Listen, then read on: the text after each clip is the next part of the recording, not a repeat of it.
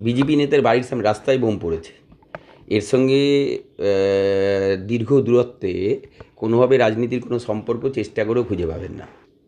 Bomb পড়েছে, অবশ্যই প্রশাসন দেখবে।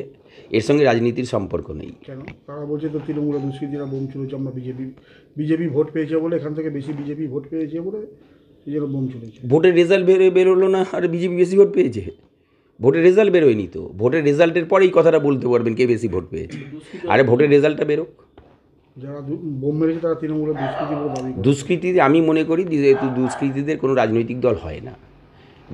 দুষ্কৃতি আমরা নাহলে বলতে পারতাম যে অবিলম্বে প্রশাসন গ্রেপ্তার করুক, কঠোর পদক্ষেপ নিক। আমরা আমাদের সঙ্গে দূর দূরান্তে দুষ্কৃতীদের সাথে কোনো সম্পর্ক নেই। তৃণমূল কংগ্রেস হিংসার রাজনীতিতে বিশ্বাস করে না। এর সঙ্গে আমাদের কোনো সম্পর্ক নেই। সেন্ট্রাল ফোর্স রয়েছে, পুলিশ রয়েছে, তা সত্ত্বেও কি করে? হ্যাঁ, ঠিকই বল। সেন্ট্রাল ফোর্স আছে, ইলেকশন কমিশনের আন্ডারে। সামনে থানা। ইলেকশন কমিশনের আন্ডারে প্রশাসন। ইলেকশন কমিশনকে জিজ্ঞেস করুন। ইলেকশন কমিশন ব্যস্ত কী করে ভারতীয় জনতা পার্টিকে কটা আসন বেশি দিতে পারবে, সেই জন্য প্রশাসনের দিকে ইলেকশন কমিশন নজর দিতে পারছে না তো। দু হাত দূরে থানা, থানার সামনে কী করে? হ্যাঁ, ইলেকশন কমিশনকে বলুন। থানার পুলিশ টুলিশ দিয়ে এখন সিআরপিএফ দিয়ে ভোট করাবার চেষ্টা করছে।